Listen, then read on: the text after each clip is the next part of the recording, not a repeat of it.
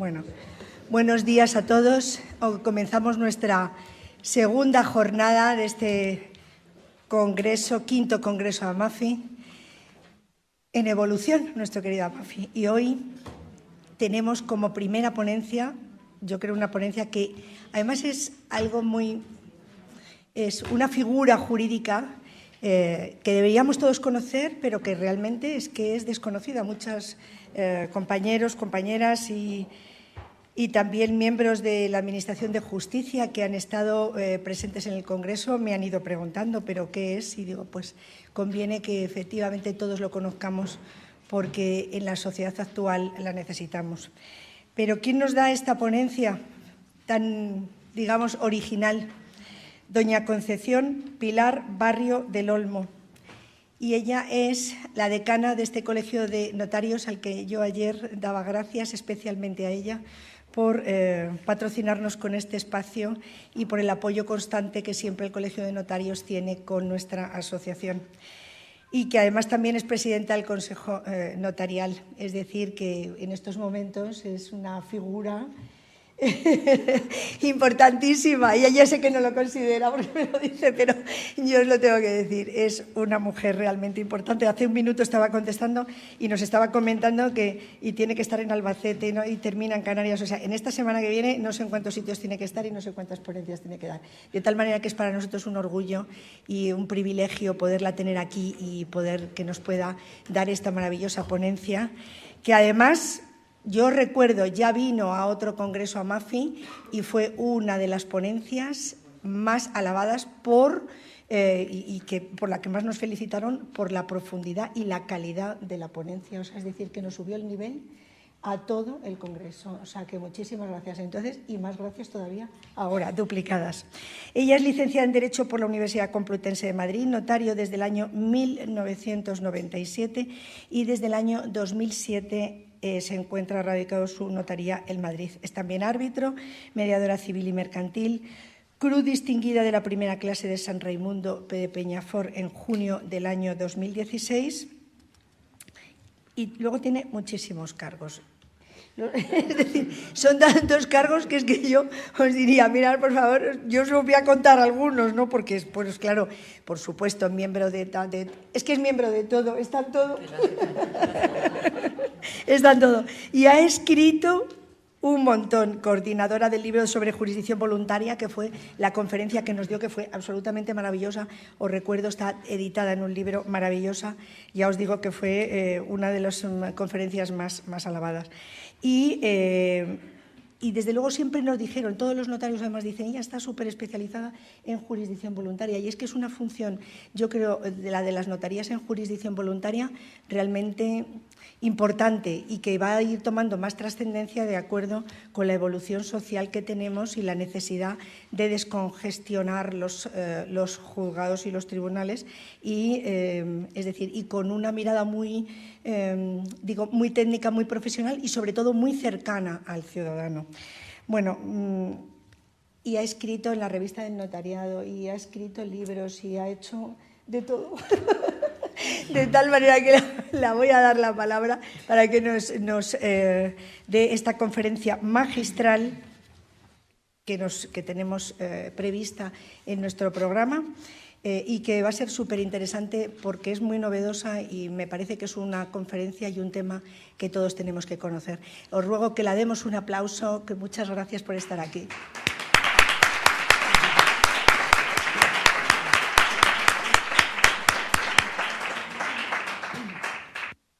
Bueno, buenos días a todos. Yo en realidad, según estaba hablando Paloma, que se ve que me tiene muchísimo cariño, lo estaba pasando mal porque no podía decir, déjalo ya. Muchísimas gracias. Creo que además se ha generado una expectativa que espero estar al nivel de esa expectativa. Gracias siempre a MAFI por invitarme a participar en este congreso tan interesantísimo, que es en todas las ediciones y sigue siéndolo. Muchísimas gracias también a todos ustedes por estar hoy aquí, esta mañana, en el Colegio Notarial, que antes organizábamos el congreso en el Consejo General del Notariado, ahora nos hemos venido al Colegio Notarial de Madrid, pero que están en su casa, da igual en un sitio que en otro.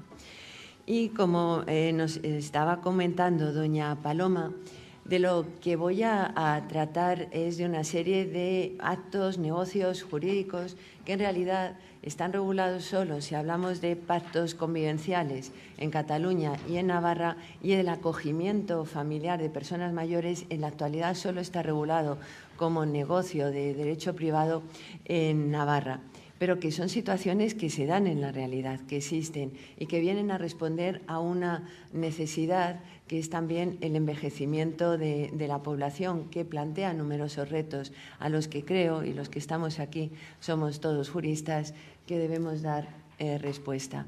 Y no es la única solución, hay muchas, pero sí que puede ser un granito de arena estos pactos asistenciales para solucionar algunos de los retos que plantea la longevidad, que es un gran logro de la humanidad, pero también conlleva muchas necesidades. Y ya, sin más, empiezo a comentarles lo que yo llamo los pactos asistenciales.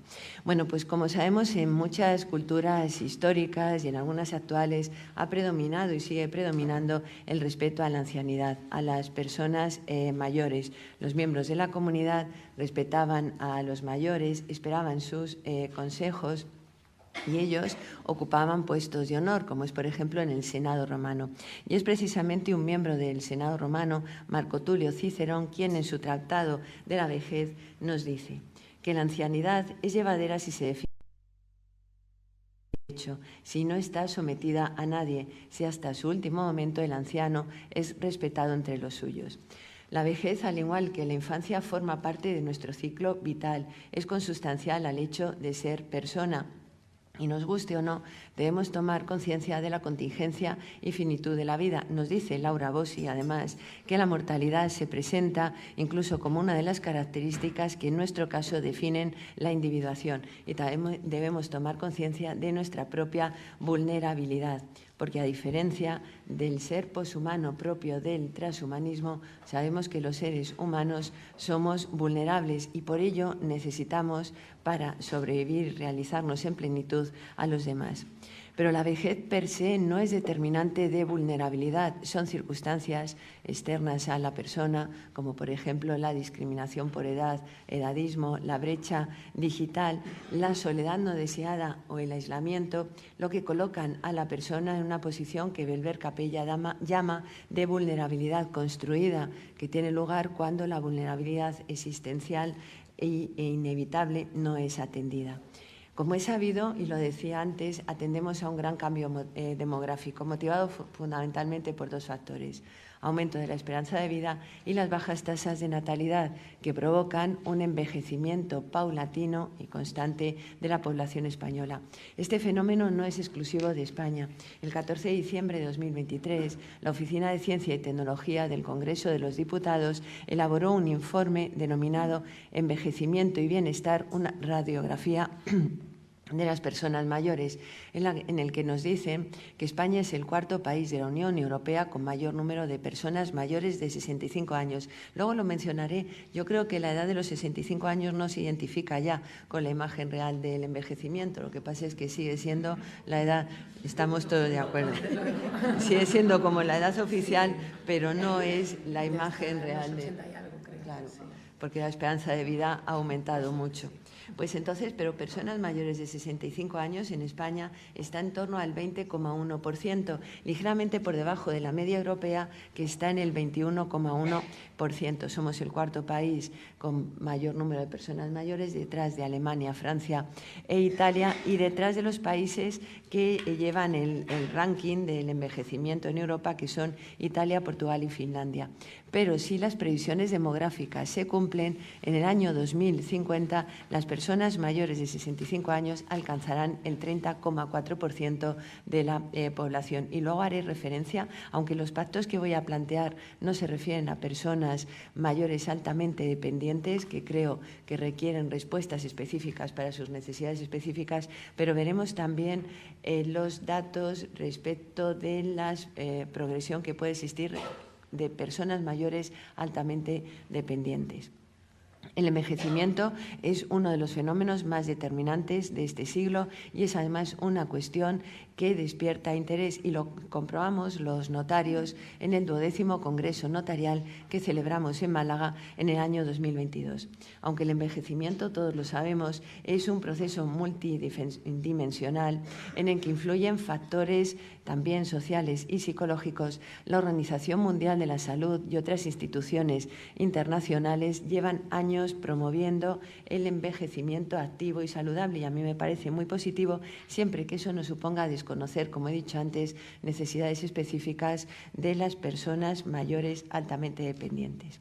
Y si bien, lo he dicho antes, la longevidad es uno de los grandes logros de la humanidad, el envejecimiento plantea numerosos retos biomédicos, éticos, económicos, políticos, sociales, sociológicos, a los que el derecho y la sociedad tenemos que dar respuesta. Entre los desafíos que plantea a la sociedad, por ejemplo, es eliminar la gran diferencia de edad, más de 30 años, en la esperanza de vida entre los países que podemos llamar desarrollados y menos desarrollados. Y la Agenda 2030 va encaminado también entre sus objetivos a este. Surgen conflictos intergeneracionales como consecuencia de la coexistencia de mayor número de generaciones y surge también la soledad no deseada, que yo creo que responde también no solo al fenómeno del envejecimiento, sino a nuevas estructuras familiares y al papel de nuestros mayores en la sociedad.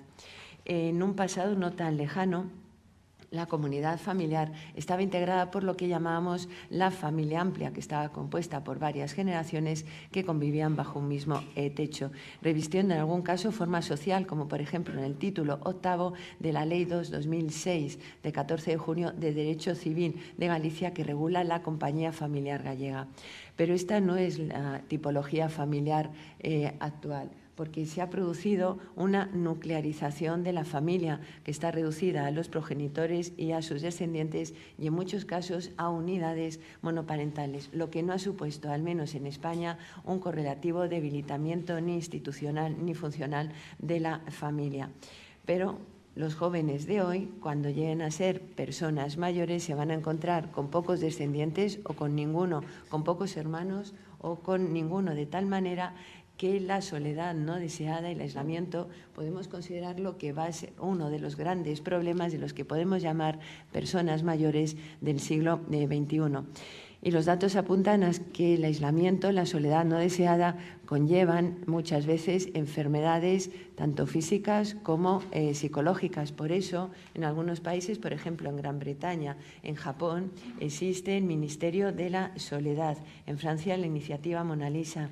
En España, el Ministerio de Derechos Sociales y Agenda 2030 trabaja desde el año 2021 en una estrategia nacional contra la soledad no deseada. La Fundación 11 ha puesto en marcha el Observatorio Estatal de la Soledad no deseada. Hay iniciativas también municipales. Este colegio notarial tiene muy buena relación con el Ayuntamiento de Madrid y tiene el programa que se conoce como Paloma, que supone la aplicación de inteligencia artificial para determinar situaciones de soledad no deseada. Y de las encuestas que han realizado, resulta que 1 de cada 3 personas mayores de 75 años se encuentran en situación de soledad no deseada, que, como sabemos, responde más que nada a un sentimiento, no es tanto el hecho de vivir solo o no. La soledad no deseada es un sentimiento. Muchas personas institucionalizadas en residencias tienen también ese sentimiento de soledad, y también los jóvenes, aunque eso no es objeto de estudio hoy, pero es un grave problema.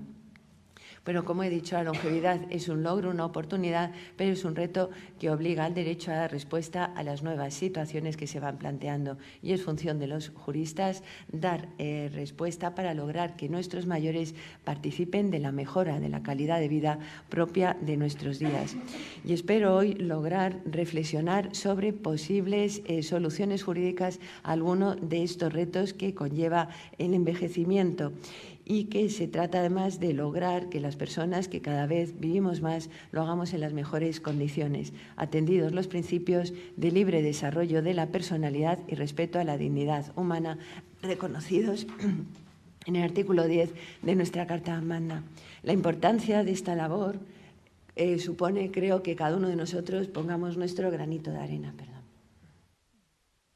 Es que antes estábamos hablando con José Antonio Riera, que va a participar después del clima que ha venido de pronto, es que viene de Canarias y aquí en Madrid tenemos ya que las gargantas lo notan. Bueno, para ya ir centrando, adelanto que no voy a tratar, como he dicho antes, de personas altamente dependientes, aunque, y esto quería señalarlo, según Eurostat nos dice que la tasa de dependencia de las personas mayores pase del 33,4% en 2023, que es la última estadística, al 59,7% en el año 2100, que la dependencia total de la edad prevé que la proporción aumente del 56,7% al 83,9% en el año 2100.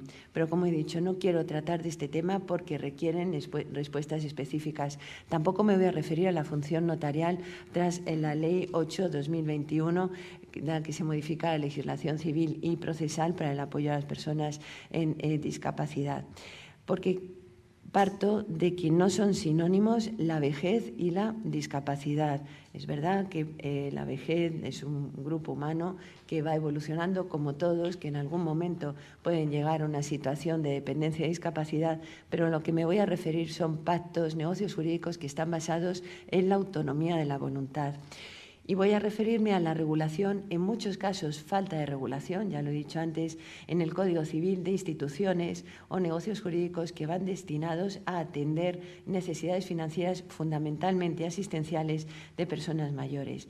Me referiré a regulación de derechos civiles territoriales, como es Navarra, en cuanto me sirve para hacer propuestas del eje Ferenda, y les aseguro que ya desde el Ministerio de Justicia están prestando atención a estas propuestas que estamos lanzando desde el notariado y que además forma parte también de la función notarial. Muchas de las instituciones con las que contamos hoy, Propiedad Horizontal, Sociedad de Responsabilidad Limitada, fue una creación notarial dando respuesta a necesidades sociales, porque los notarios, igual que ustedes, estamos en contacto diario con las personas y conocemos de sus necesidades.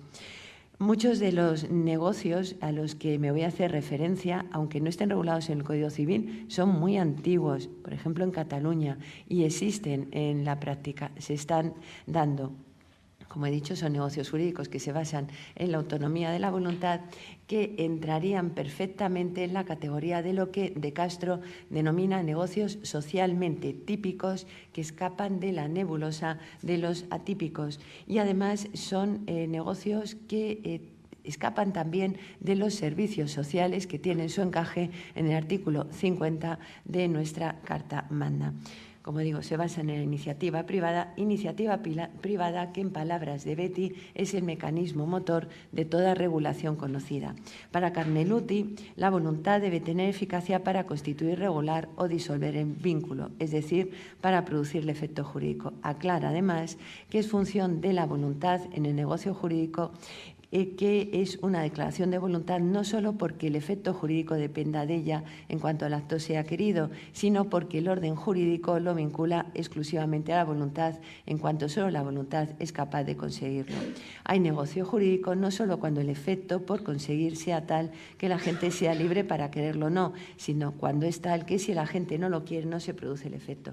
Autonomía privada, además, que no se debe identificar con un comportamiento arbitrario, caprichoso, no es, vuelvo a citar a Betty, un querer en el vacío, sino que existen limitaciones, algunas que derivan de su propia lógica antes de la propia regulación, después de las que resultan de la regulación, por ejemplo, las que denominaba Betty cargas de legalidad, como es observar una forma necesaria como función constitutiva, todo ello para producir los efectos jurídicos deseados. Bueno, muchos de estos negocios jurídicos siquiera han sido mencionados en autores muy antiguos. Por ejemplo, Febrero, frente al fuero real que consideró que no producía efecto alguno la donación de todo lo que hubiere el donante, regulación que se recoge después en la Ley 69 de Toro, en la nueva y en la novísima recopilación, consideró válida la donación universal en la que el donatario se obliga, nos decía, a mantener al donador mientras viva, a enterrarle según su calidad y a cumplir lo que disponga en su testamento. Hay algunas instituciones que, aunque nos parezcan muy antiguas, o como dice Mucius Scévola, que descansan en la sala de las momias, pero que han producido efectos y que podríamos plantearnos que pueden seguir produciendo efectos. Estos son instituciones que sí que están reguladas, y me estoy refiriendo a los censos, que han cumplido una utilidad en la vida jurídica y social que quizá pueda considerarse no acabada. En mi opinión, los censos reservativos pueden despertar de ese sueño eterno en el que descansan, en palabra de Mucius Scévola, y servirían como un instrumento destinado a atender necesidades financieras de las personas mayores, aunque con tal finalidad no contribuyan a, como señalaba Azcárate, a cumplir un desideratum de la época moderna, que era que la propiedad de la tierra pasara a manos de los que la cultivaban. Pero son indudables las ventajas que derivan de los censos y que resultan de sus propias características. El censo es indefinido, pero siempre redimible a voluntad del censatario. La finca agrada con el censo se puede transmitir a título oneroso. También el derecho a percibir la pensión, que puede consistir en frutos o en dinero, no una parte alícuota de lo que produzca la finca acensuada, y en garantía del censualista producen acción real sobre la finca gravada. Estas mismas características son predicables de los censos consignativos, que, al igual que el préstamo, son una vía para obtener capital, con la ventaja, como señaló Azcárate respecto del préstamo, que depende de la voluntad del deudor en el bolso del capital. Esta ventaja, claro, lo hace poco atractivo para el acreedor, pero está compensado, a mi juicio, con la existencia de una acción real de censo sobre la finca. Sin mencionar el papel que el censo podría desempeñar en la agricultura como forma de cooperación económica, presenta ventajas para censatario y censualista respecto de las que presenta el préstamo hipotecario para el acreedor y el deudor, y supone una vía para superar las dificultades con que se encuentran las personas mayores a la hora de obtener financiación por parte de las entidades de crédito. En el censo consignativo, el hecho de que el capital no sea forzosamente reembolsable ya autoriza por sí solo a que el canon sea más alto. Además, el préstamo está sujeto naturalmente a un plazo vencido el cual el deudor está obligado al reembolso. Y esto es perjudicial para el prestatario, que se ve obligado además a soportar, además del interés, un desembolso de amortización. Y en esta vía de, podemos llamar, resucitar instituciones que estaban olvidadas, la disposición final 29ª de la Ley 31/2022 de 23 de diciembre de Presupuestos Generales del Estado para el año 2023 añadió una disposición adicional 13ª a la Ley 5/2019 de 15 de marzo de contratos de crédito inmobiliario. Regula lo que se llama la anticrisis asistencial, que supone resucitar este derecho real de garantía casi olvidado. En palabras de Dorman, lo que ocurre es que la regulación lo ha sometido a una serie de requisitos que hace que vaya a tener poca aplicación en la práctica, y es que el destino del crédito debe ir dirigido a financiar la residencia de personas mayores o la asistencia del domicilio de personas que han sido declaradas dependientes, cumpliendo todos los requisitos administrativos que conlleva esa declaración de dependencia. En garantía se cede una vivienda que no es la vivienda habitual, a diferencia de la hipoteca inversa. Lo que ocurre es que este autor señala que nada impide a que se pueda lograr una aplicación más amplia de esta anticrisis asistencial, y así lo ha señalado la Dirección General de Seguridad Jurídica y Fe Pública en una resolución de 23 de junio del 2025. Y voy ya, antes de entrar propiamente en los pactos asistenciales, a mencionar algunas figuras jurídicas que sí que atienden necesidades o financieras o asistenciales de las personas. Pueden ser fundamentalmente mayores, aunque no tengan demasiada aplicación en la práctica. Y es que las limitaciones legales que resultan de la regulación de los alimentos y el coste, tanto no solo en tiempo y en dinero, sino también emocional, que puede suponer tener que reclamar el cumplimiento de la obligación de alimentos, hace aconsejable a las personas mayores la celebración de contrato oneroso de alimentos regulado en el Código Civil desde la Ley 41/2003 o de la renta vitalicia. Aunque ambos contratos van destinados a proporcionar medios de subsistencia al perceptor, se diferencian además en el contenido complejo de la prestación del alimentante, que comprende obligaciones de dar y de hacer, mientras en la renta vitalicia solo comprende obligaciones de dar. Pero la nota característica que más quiero destacar por esta intervención, por el contenido de mi intervención hoy, es que el contrato de alimentos cumple una función alimenticia y asistencial. Por el contrario, la renta vitalicia, el destino de las cantidades que percibe el pensionista es ajeno a la causa del contrato, formaría parte de lo que podemos llamar los motivos subjetivos. Y así lo señalaba la doctrina con anterioridad a la regulación del contrato de alimentos en el Código Civil, porque aunque no estuviera regulado sí que se practicaba y los protocolos notariales son testigos de ello. Bonet Correa mantenía que es la naturaleza alimentaria y asistencial la que caracteriza el contrato de vitalicio y que se corresponde con las figuras antecedentes del derecho histórico español, como fueron el fundo muerto o vitalicio, el censo vitalicio, conocido como violario en Cataluña. Una compañera nuestra, Alicia Calaza López, al comparar la legislación gallega, que contiene referencia explícita a la asistencia efectiva del vitalicio en derecho civil gallego, nos dice que en la regulación en el Código Civil resulta que el legislador estatal ha pensado más en la vertiente patrimonial que en la afectiva del contrato de alimentos, pero que no ha olvidado o no ha renunciado a reconocer esa naturaleza asistencial. Y también lo señala así José Antonio Riera, que también te estuve leyendo y tienes mucho trabajado en este tema y muy bien. Bueno, pues además de los supuestos, ya ahora busco una solución.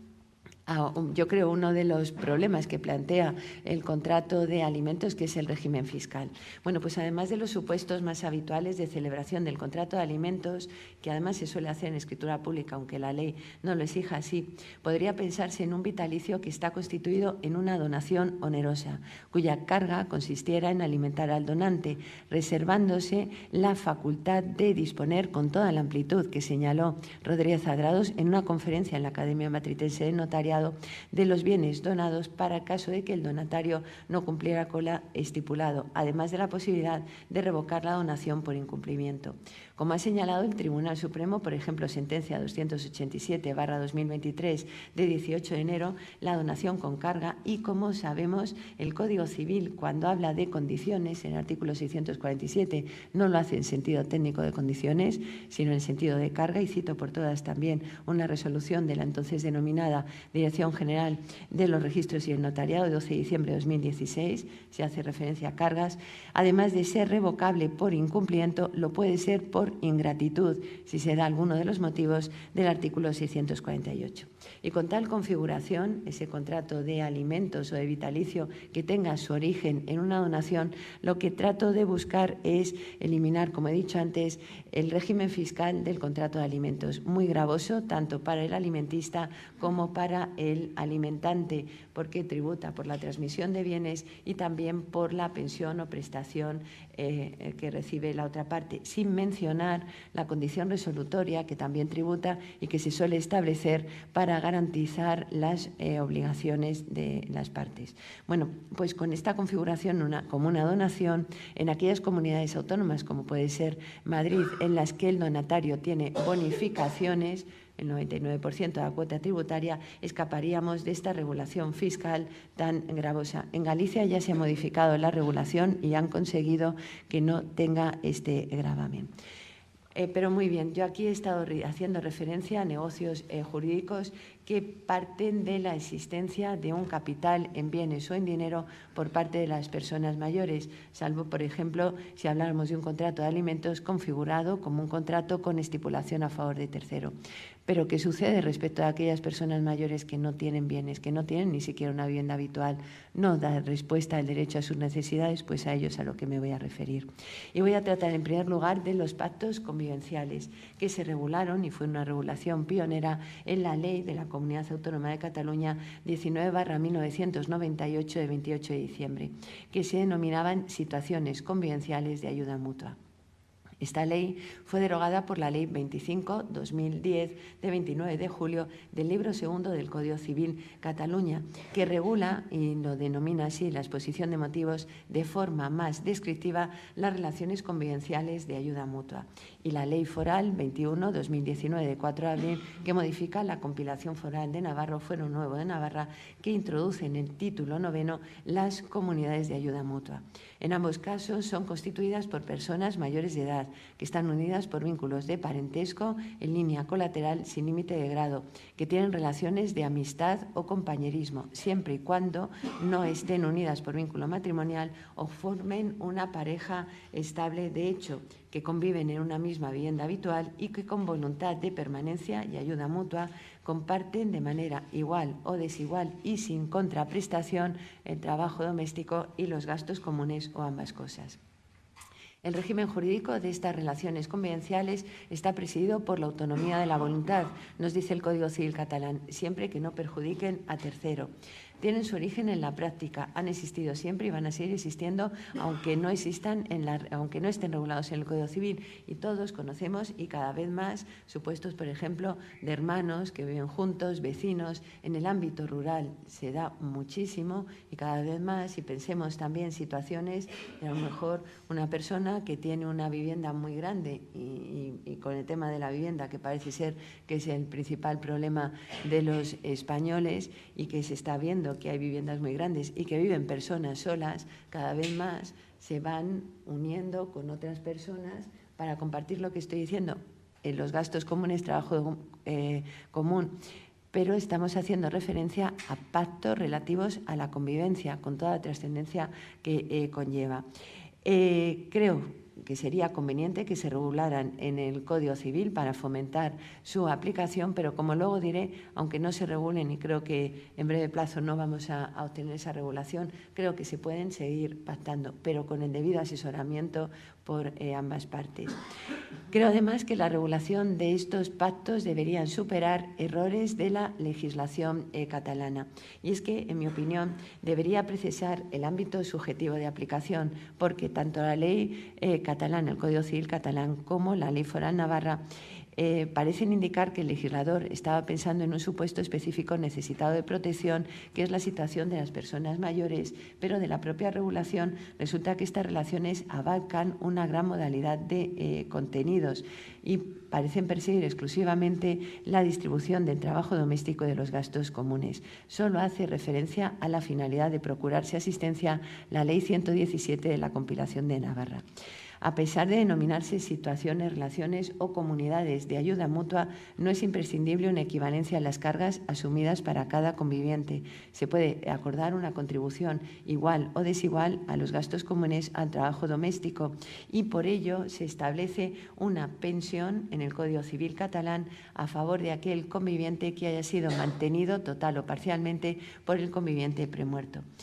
Por la misma amplitud de su regulación, por su carácter dispositivo, es muy difícil determinar si estamos ante un negocio jurídico o ante un modelo familiar, como además señala, y en mi opinión con un fuerte contenido ideológico, el preámbulo de la ley catalana que nos dice: el presente libro acoge relaciones familiares basadas en formas de convivencia diferentes a la matrimonial, como las familias formadas por un progenitor solo con sus descendientes, la convivencia en pareja estable y las relaciones convivenciales de ayuda mutua. Esta declaración no es conforme ni siquiera con la realidad social, que no entiende que estas relaciones convivenciales constituyen una familia, no constituyen relaciones de parentesco, ni con la propia regulación del Código Civil catalán que se entiende sobre familia.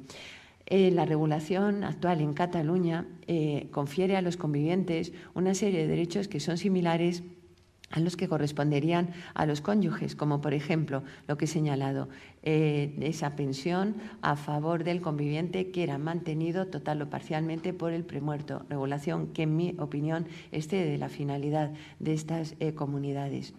También se establece a favor del conviviente que sobreviva, en el caso del fallecimiento del que era titular de un derecho de arrendamiento, el derecho a subrogarse en el alquiler. Y toda esta regulación, como digo, creo que se dé la finalidad, como también lo excedía la regulación que se establecía de una compensación por trabajo al hogar en la Ley 19/1998. Por todo esto, creo que en una posible y conveniente regulación en el Código Civil debería precisarse que la finalidad de estos pactos es ayudarse y asistirse mutuamente los convivientes, aunque no se restrinja a personas mayores, de tal manera que estos pactos convivenciales se puedan extender a parientes colaterales, por ejemplo, hermanos, que por diversas circunstancias deciden vivir juntos, amigos o compañeros. Es decir, que al amparo de estas relaciones se abre un abanico de posibilidades de convivencia donde siempre tienen que estar presentes la voluntad de permanencia, la vivienda habitual compartida, los gastos comunes y el trabajo doméstico compartidos, además de la ausencia de contraprestación. Y voy a hablar ahora ya del acogimiento familiar de personas mayores. Les he dicho que algunos de estos pactos tienen un origen muy antiguo y estos acogimiento de personas mayores tiene su origen en lo que se denominaba en Cataluña dación o acolliment. Y aunque el preámbulo de la actualmente derogada Ley Catalana 22/2000 de 29 de diciembre de acogida de personas mayores afirma que los precedentes del derecho catalán están en la rúbrica 9ª, que lleva por título dels afillaments d'emancipació, en realidad el libro 7º de los Costums de Tortosa no regula la finalidad o la figura del acogimiento, sino la adopción. En mi opinión, el precedente más genuino del acogimiento familiar de personas mayores se encuentra en la figura del donat, que resultaba del pacto de dación, y brocat nos explica en qué consistía. Dice, el viudo sin hijos o el soltero de edad algo avanzada se dona al cabeza de una casa de labranza, el cual, la CUL, le acoge con todo cuanto tiene y lo que pueda adquirir, comprometiéndose a trabajar a utilidad de la mencionada casa mientras le sea posible. En compensación, la persona a quien se da obligase a darle habitación, alimentos y toda clase de asistencia, aun cuando por sus achaques no pueda prestar ninguna utilidad. Otórgase el contrato ante notario y presenta todas las variantes detalladas por Costa. Recomiendo la lectura de Joaquín Costa, no solo en esto, en este caso me refiero a esto, en su libro Derecho Consuetudinario de Economía Popular de España, que hace referencia a las distintas modalidades que recogía esta figura en el derecho histórico español. Nos decía Costa que en aquel momento ya prestaba, que aunque tenía escasa utilización, prestaba servicios de bastante consideración y nos dice para que merezca un lugar en el cuerpo de la legislación foral, si acaso se intenta algún día codificarla. Como antecedente más remoto del donat, podemos señalar que es la forma civil o laica en la que desemboca la familiaritas que se practicaba en los monasterios y que según Ribalta y Arroyo Amayuelas, con el nombre familiaritas, se identifica la relación jurídica por virtud de la cual una persona física o jurídica se vincula espiritualmente y a veces también materialmente a una persona jurídica canónica como canónica regular o más normalmente un monasterio. La primera regulación, si bien con carácter reglamentario, que existe en España fue el Decreto Foral de la Diputación de Guipúzcoa de 14 de noviembre de 1989.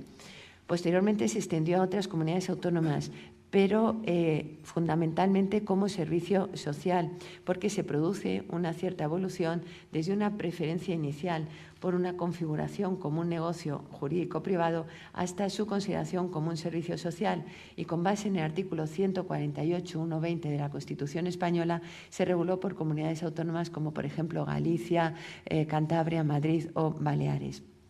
La Ley 22/2000 de 29 de diciembre, actualmente derogada, de acogida de personas mayores de la Generalitat Catalana, la Ley Foral 34/2002 de 10 de diciembre de Navarra, tenían una finalidad más amplia, porque regulaban las relaciones entre acogedores y acogidos, y nos decía el preámbulo de la ley navarra, en parecidas condiciones a las relaciones que se producen entre ascendientes y descendientes. Pero la ley catalana fue derogada por la disposición derogatoria de la Ley 3/2017 de 15 de febrero del Libro VI de Cataluña. Consecuentemente, en Cataluña actualmente solo mantiene su regulación la Ley 11/2001 de 13 de julio de acogida familiar como para personas mayores, pero como servicio social. En ausencia de una regulación estatal o nacional, es la ley navarra la única que contiene una cierta regulación jurídico-civil, aunque en el artículo 5 la configura como un servicio social de responsabilidad pública. En el ámbito internacional, esta figura sí que existe. Existe, por ejemplo, en Canadá, en Reino Unido, en Estados Unidos o en Francia. En cuanto a su naturaleza jurídica, son muy escasos los autores y quiero tratar brevemente de eso porque quiero ya ir a la regulación que propongo que podría recoger el Código Civil o que nos pueda servir para redactar estos negocios jurídicos en el caso de que empecemos a plasmarlo en documentos. En cuanto a la naturaleza jurídica, hay autores como en la regulación en Cataluña y Navarra lo configuraban como un negocio oneroso que han dicho que es un contrato. Otros autores entienden que se trata de un negocio jurídico, así por ejemplo Moreno Flores. En mi opinión es un negocio jurídico de derecho de familia, porque y lo veremos además al tratar de su contenido, se trata de un acogimiento mutuo. De este negocio jurídico se derivan importantes consecuencias, no solo patrimoniales o económicas, sino particularmente personales. Genera una relación en la que se asumen derechos y obligaciones de índole más moral y afectivo que de tipo material o económico. Prevalece la integración familiar de la persona acogida sobre la existencia patrimonial, del contenido patrimonial también existente. Digo que se trata de un negocio jurídico de derecho de familia sin desconocer las dificultades que existen muchas veces para definir lo que se entiende por negocio jurídico. Por ejemplo, Flume nos decía que era un negocio, un concepto abstracto o un supraconcepto, es como lo califican Díez, Picazo y Bullón. Debemos distinguir el acogimiento familiar de figuras afines. La finalidad perseguida por el acogimiento de personas mayores es fundamentalmente asistencial. Es esencial la integración familiar del acogido en la familia acogedora y por razón de esta función asistencial, aunque puede cumplir una función alimentaria de contenido variable, se va a distinguir claramente del contrato de alimentos. Se diferencia además del contrato oneroso de alimentos en que éste no se restringe a un sector poblacional determinado, a diferencia del acogimiento. Debe distinguirse también de las relaciones convivenciales de ayuda mutua a las que me he referido antes, porque responden a situaciones sociales distintas. Pretenden cubrir necesidades de convivencia, pero con dos enfoques distintos. Uno, meramente convivencial, las relaciones convivenciales de ayuda mutua, y otro con una finalidad más protectora, tiene una finalidad fundamentalmente intuitiva, el acogimiento de personas mayores, y se diferencia claramente del acogimiento de menores en su distinto origen. Respecto de su fundamento, el marco de actuación para las personas mayores, aprobado por el Pleno del Consejo Estatal de Personas Mayores de 8 de octubre de 2014, puso de manifiesto el deseo de las personas mayores de vivir en su propio domicilio. Y aunque durante mucho tiempo la atención a las personas mayores desde un punto de vista asistencial se ha debatido entre la vida familiar y la institucionalización, cada vez se van proponiendo otras soluciones, como son viviendas compartidas, viviendas tuteladas y, sobre todo, aquellas soluciones que van destinadas a ayudar a las familiares que son los cuidadores, como por ejemplo la teleasistencia, los servicios de ayuda a domicilio o los centros de día. Todo ello desde el reconocimiento del derecho a las personas mayores a llevar una vida digna e independiente y a su voluntad de envejecer en sus domicilios. Ante la situación social expuesta, el acogimiento de mayores puede ser una opción más para aquellas personas que por falta de autonomía o por soledad no pueden seguir viviendo de forma independiente y no encuentran una solución por otras vías, pues les permite a las personas mayores vivir en su propio domicilio o, cuando esto no sea posible, al menos evita el desarraigo de su propio entorno. El fundamento de este negocio jurídico es proporcionar un hogar a una persona mayor, una convivencia como si se tratara de una familia. Y nos decía Costa, que la rogación consuetudinaria o dación personal del Alto Aragón, que obedecía a este espíritu, la necesidad de evitar el aislamiento, de asociar los elementos dispersos de la producción para contrarrestar las causas desfavorables que tan difícil hacen la vida en un país agreste y de escasa productividad, reconstituyendo al par con los artificios propios del derecho familias que han quedado incompletas. Pensemos en la absoluta actualidad de estas palabras de Costa y cómo nos pueden servir incluso para solucionar la soledad no deseada o cómo en algunos lugares de la denominada España vacía puede servir para revitalizar aquella zona. Pensemos en una familia que vive en la ciudad, no tiene ni siquiera trabajo y no tiene domicilio, y una persona mayor que sí que tiene un domicilio en un pueblo y que vive solo, que cada vez le cuesta más acudir a hacer la compra, a ir al médico. Podrían ir los jóvenes y desplazarse a este pueblo y convivir con la persona mayor. Y es a lo que hacía referencia hace muchísimos años Costa. La ausencia de una regulación estatal unida a que la posibilidad de dejar a la pura iniciativa privada de las convivencias basadas en la necesidad de una de las partes puede ser fuente de abusos y originar situaciones de indefensión para la parte más desprotegida, justifican la necesidad de una regulación sustantiva como medio de configurar una medida asistencial ajena a la intervención pública, es decir, más allá de un servicio social. Sigo diciendo, estamos hablando de la iniciativa privada.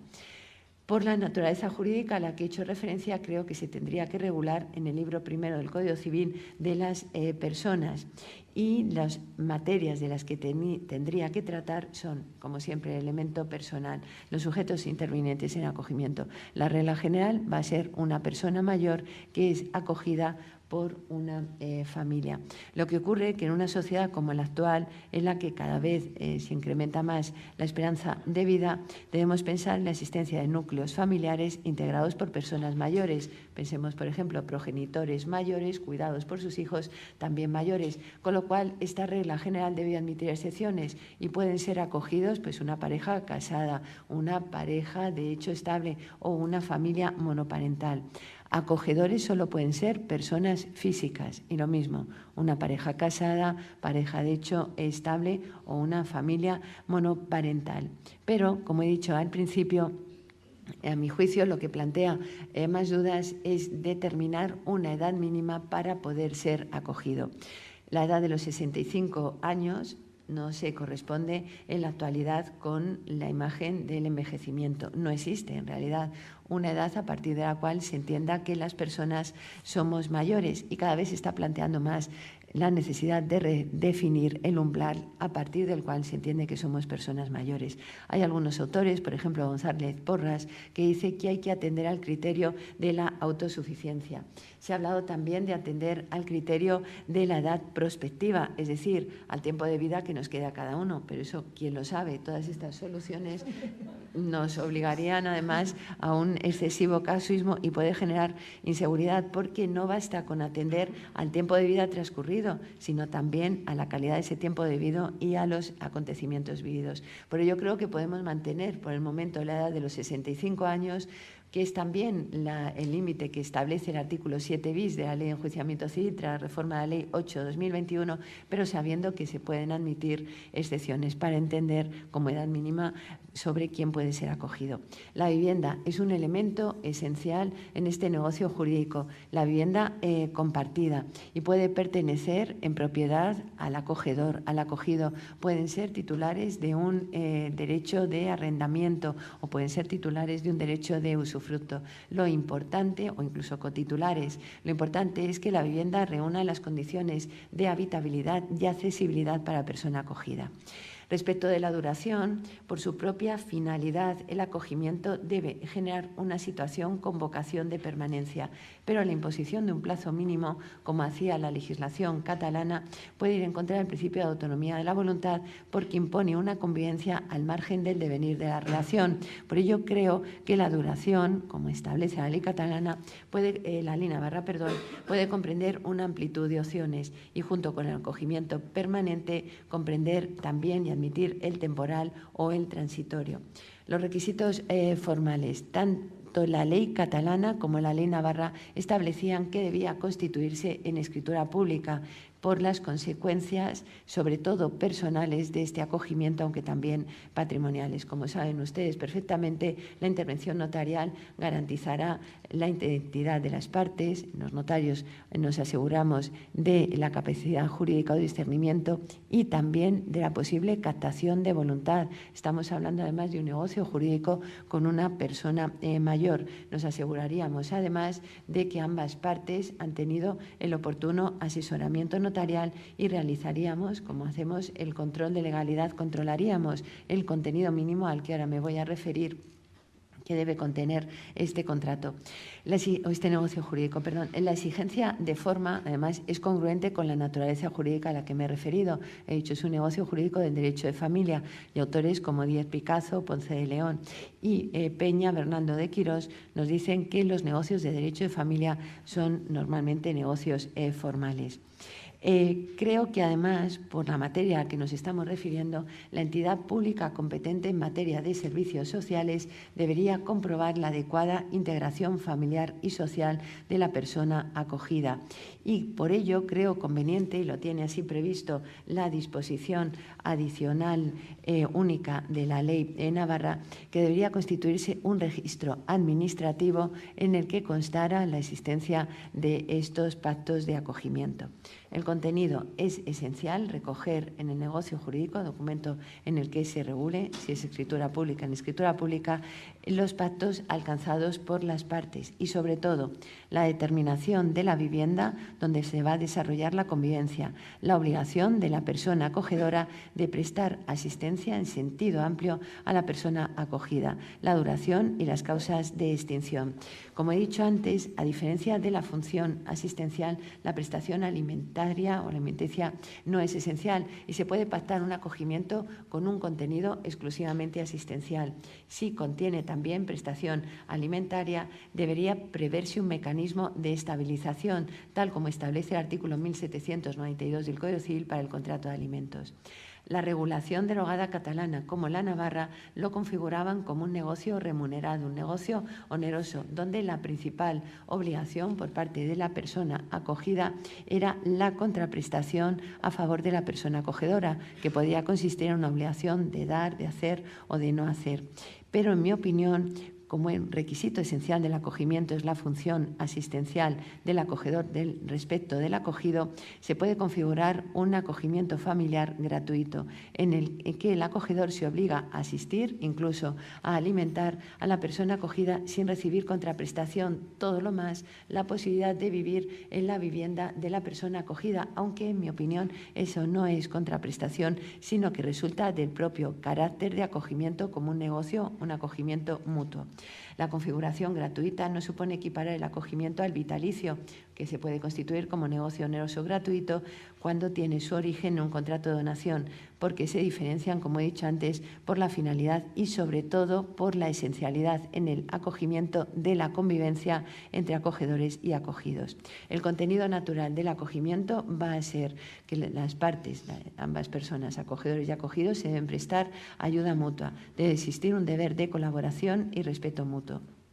Y por las particularidades de esta relación, que como hemos visto, como resulta, es una relación intuito-personal, es muy conveniente recoger en el documento en el que se plasme estos pactos la posibilidad de acudir a la mediación por si acaso surgen conflictos en el momento, durante la vigencia de estos negocios jurídicos, en el momento de la extinción.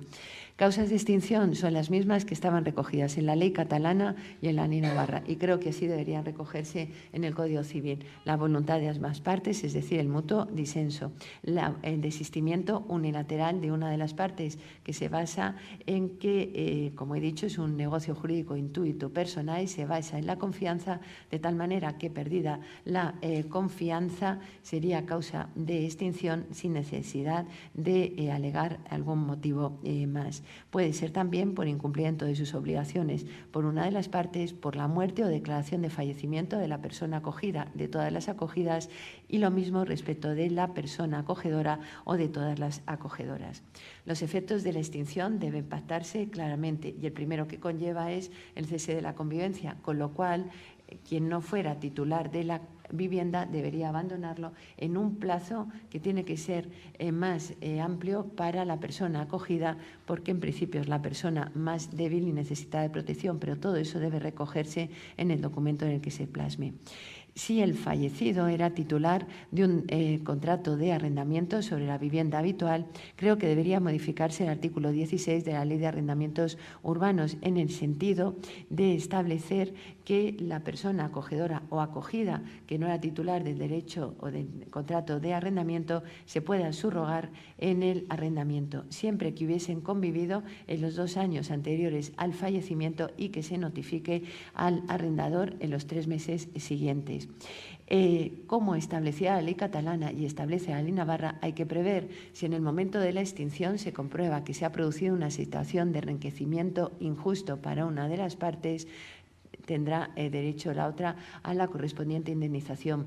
Pero en esa futura regulación del Código Civil, o si no existe, una vez que se esté pactando, creo que debería ser más precisa la determinación de esa indemnización que la regulación derogada catalana, porque no hay que atender exclusivamente a la duración del acogimiento, sino a otras circunstancias como puede ser, por ejemplo, la contribución a los gastos comunes o al trabajo doméstico.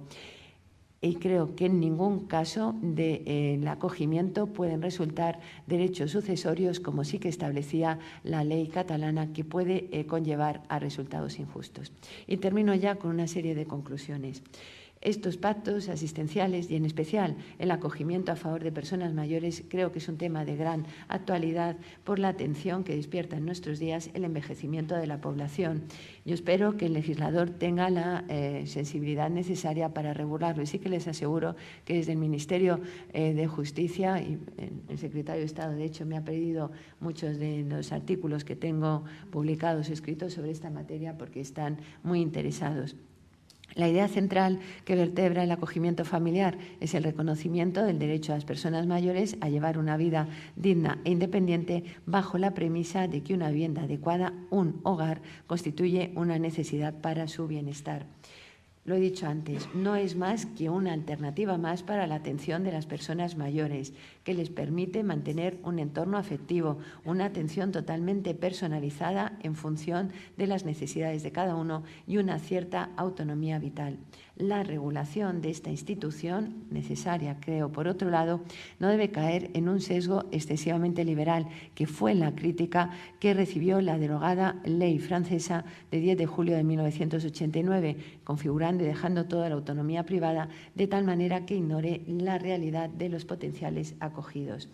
Al igual que el acogimiento de personas menores, de las personas mayores, y aunque se dé lugar a una relación cuasi familiar, no genera relaciones de parentesco. No pueden surgir obligaciones recíprocas de alimentos ni derechos sucesorios. Como he dicho antes, puede dar lugar a resultados injustos en el caso de que los acogedores hagan imposible la convivencia del acogido y nadie lo supiera.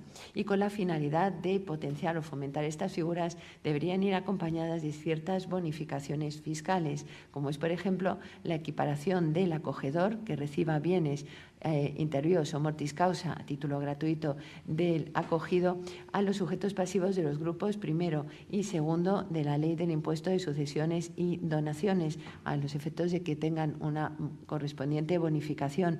Y también debería recogerse una exención en el artículo 45 del texto refundido del impuesto de transmisiones patrimoniales y actos jurídicos documentados, estableciendo que está exenta la transmisión de bienes inmuebles, la constitución de derechos reales a favor del acogedor que constituya la contraprestación del acogimiento. Y por último, y en este caso ya permítanme, como soy notaria, que haga referencia a los notarios, a mis compañeros. Yo creo que aunque no estén regulados, no hay ningún problema para que estos pactos se vayan recogiendo en escritura pública, que hagamos, como he señalado antes, lo que se hizo con otras instituciones y como estamos haciendo ahora, promoviendo una modificación legal. para dar respuesta a las necesidades, que se empiecen a recoger estos negocios jurídicos en escritura. Los notarios cumpliríamos en esas escrituras nuestra función con total, en su plenitud, y lo que velaríamos es, como hacemos muchas veces, por la parte más necesitada de protección, que en este caso son las personas mayores. Muchas gracias a todos.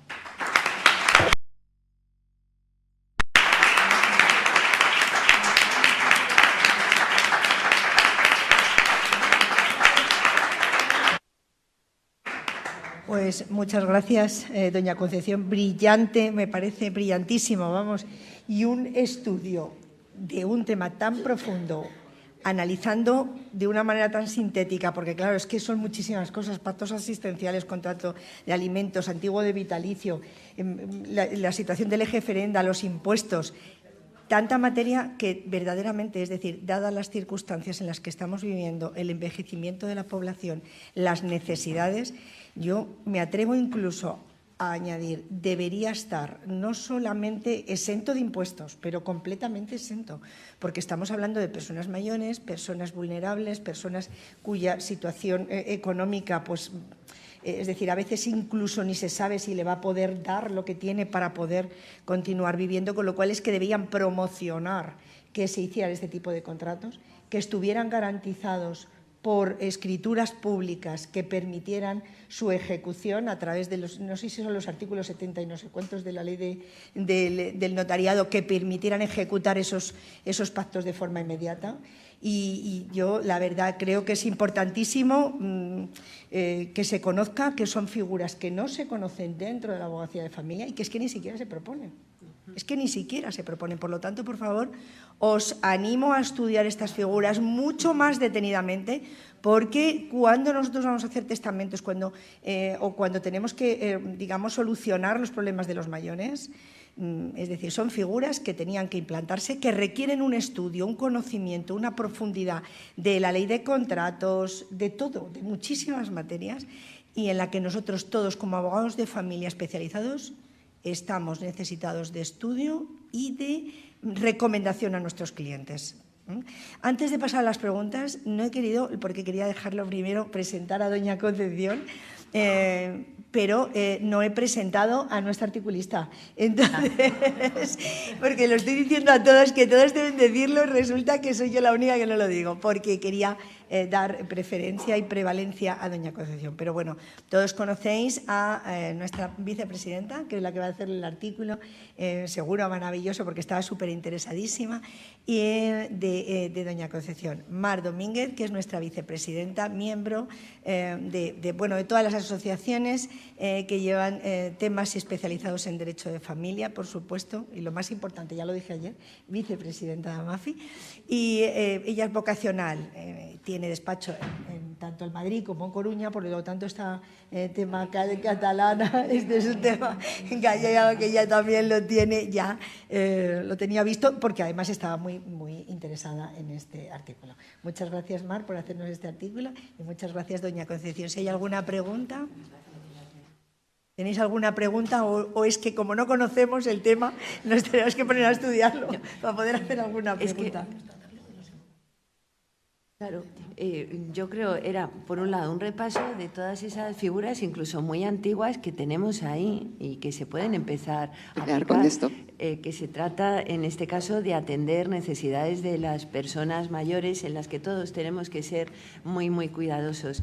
Y lo otro, en realidad, ahí está regulado, aunque continúa en Navarra el acogimiento de personas mayores, tiene todavía un cierto enfoque de intervención administrativa o de función social, pero me parece que a los juristas y todos que estamos aquí lo somos, nos corresponde dar respuesta a todas estas necesidades. Como decía, no es la única solución.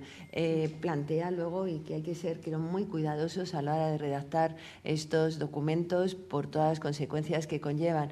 Pero hay casos, y ya en las notarías, y seguramente que a ustedes se les ha planteado, nos están haciendo muchas consultas sobre estos temas, con lo cual, si hubiera una regulación, magnífico. También sabemos la situación política, que parece que no posibilita que vaya a haber regulación a corto plazo, Pero si no hay regulación, y como ha sido, y creo que es también el papel que nos corresponde a todos, les damos respuesta jurídica sin esa regulación, con todos los instrumentos que tiene el derecho, que tiene muchos. Exactamente. Pregunta. ¿Quién pregunta por allí? Yo. Muy Se me oye, ¿verdad? Raquel. Buenos Hola, días. ¿qué tal? Gracias. Buenos días. Muchísimas gracias, doña Concepción, por la ponencia, porque ha sido, bajo mi punto de vista, maravillosa. A ver, se me está ocurriendo, es una reflexión más que otra cosa. Yo veo en la práctica del despacho muchas veces una situación de hecho que se produce muchísimo, que es cuando el mayor, el padre normalmente, la madre, pasa a convivir con uno de los hijos, con la familia de uno de los hijos y, bueno, pues porque esto es así, se produce una contraprestación por parte del mayor porque, bueno, pues como estás cuidando de mí, porque como yo al final no dejo de ser una carga, pues te voy a dar mensualmente X dinero, ¿no? Esto se podría, que en la práctica ocurre y al final hay muchísimos problemas luego cuando este mayor fallece a este respecto con respecto al resto de los hijos, legitimarios, etcétera, etcétera. ¿Se podría articular de alguna manera a través de estos pactos esta situación que se está produciendo de hecho y que quedase claro que esta contraprestación que se está produciendo no es una donación encubierta, no es un préstamo, sino que obedece a este negocio jurídico al que usted se refiere? Pues muchas gracias y me encanta lo de la reflexión porque creo que es lo que tenemos que hacer, reflexionar. Y luego ha habido otra cosa también que me parece que es lo tremendo, lo de entender que las personas mayores, que lo ha dicho y a veces hasta en las familias sucede, son una carga cuando no lo es. Yo por eso decía incluso que estos pactos no tiene que haber ninguna contraprestación porque es que el mayor no es una carga y todos hemos tenido a nuestros abuelos y sabemos lo que significa en la familia, la figura del abuelo, por no hacer referencia a que actualmente es que ayudan muchísimo también. Entonces, en cuanto a si se podría configurar, en ese caso, como hay hijos, porque yo me estaba refiriendo más a convivencias no con familiares, con hijos. Yo más que a través de estos pactos, esa situación la enfocaría a través del testamento, la regulación para que luego quede claro lo que ha estado entregando, en qué concepto era, que incluso en algún caso puede entenderse como alimentos. Pero estos pactos se refieren más a personas que no están conviviendo con sus familiares, entre los que no existe una obligación legal de prestar alimentos. Y en ese caso, que sí que lo hay muchas veces, yo siempre he recomendado que a través del testamento se articule y quede clara la cantidad que han ido entregando y por qué.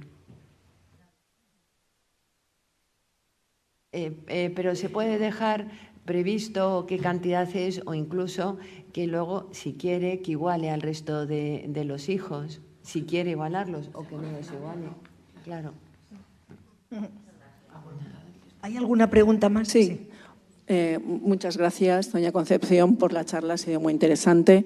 Mi pregunta es, al principio de la charla, ha hecho mención de situaciones económicas difíciles de los mayores.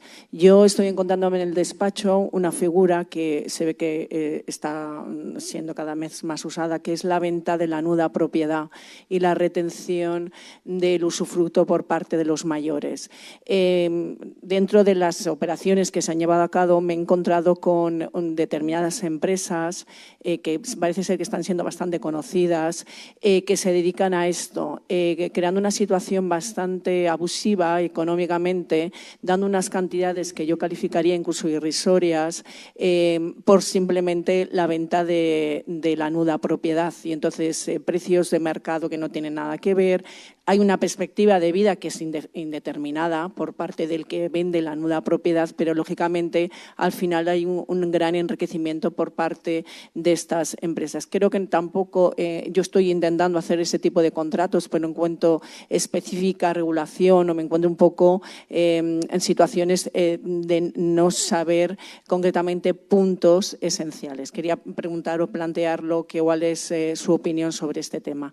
Y después, en la charla que ha realizado, analizado en la materia que hemos hablado de extinción, en este tipo de pactos, me cuestiono la situación, porque me ha venido a la imagen, que exista un incumplimiento por parte del acogedor con respecto al acogido en la prestación de asistencia. Si nos encontramos ante una escritura pública, lo lógico, como ha dicho, sería un abandono de la vivienda cuando hay una voluntad resolutoria por parte del acogido de que se abandone la vivienda.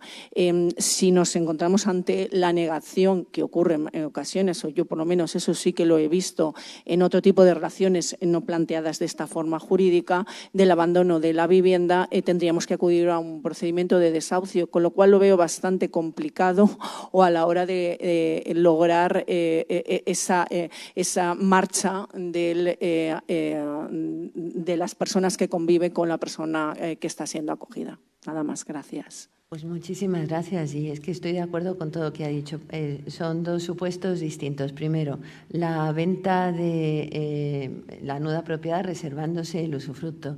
Ahí, como he dicho antes, tenemos que ser, tanto ustedes como los notarios, muy cuidadosos, porque sí que ha habido, yo lo he visto en la notaría, en algunos casos, que no se ha llegado a firmar, porque, primero, lo de la valoración, y no quiero hacer publicidad, pero tenemos un portal estadístico en el notariado que son los valores, pero los que están recogidos en las escrituras, los valores reales de verdad, no los de otros portales, que es el precio por el que se ofrece una venta. Este portal estadístico, que es de acceso libre, gratuito, y lo hemos hecho en el notariado porque hemos visto que era necesaria tener información de cuál es el precio real de lo que se está recogiendo en las escrituras.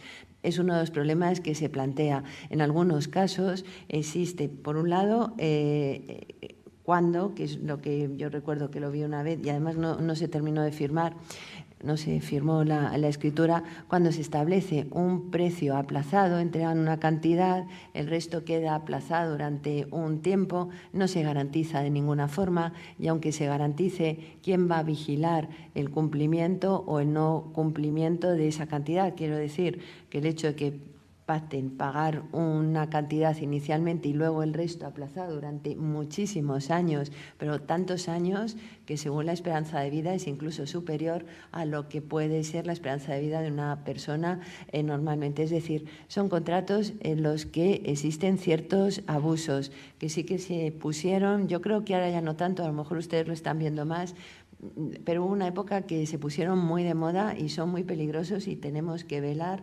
porque normalmente, y por ejemplo en notariado ya lo saben, en nuestro asesoramiento nos corresponde equilibrar, y si hay una parte que es un profesional, y estas empresas que se dedican a ello lo son, frente a quien no lo es, tenemos que equilibrar el asesoramiento y prestar más asesoramiento a la persona más necesitada de información. Y sé que ustedes hacen lo mismo. Con lo cual, en esos documentos yo lo que recomiendo es que tanto ustedes como el notario que se redacten con muchísimo cuidado, que se hable con la persona mayor, porque a veces lo que sucede es que, claro, les han dicho que es una forma magnífica de financiar su vida, que van a obtener el dinero, pero cuando te están entregando una cantidad, te están aplazando el resto para muchísimo tiempo, digo, incluso aunque haya una condición resolutoria, ¿qué sucede si no se paga esa cantidad? Porque estamos hablando muchas veces de personas mayores que no tienen ni siquiera familia.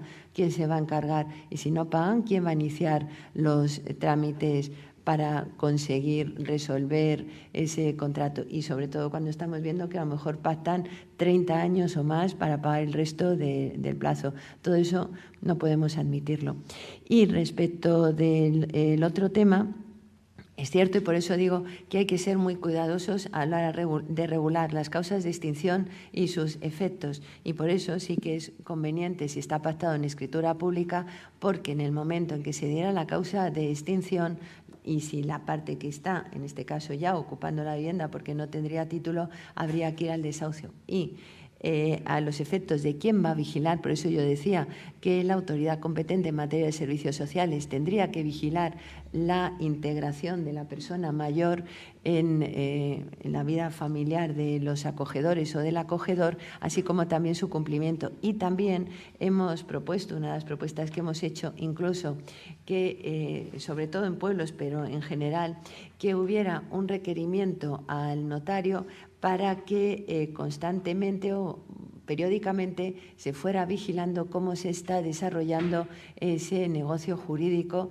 porque estamos hablando de convivencia. Todos sabemos lo que es la convivencia. Puede empezar muy bien, pero que después, no porque las personas seamos malas, sino porque en la vida no se sabe todo lo que puede suceder. Alguien tiene que vigilar cómo se va desarrollando y cómo se va ejecutando ese negocio jurídico.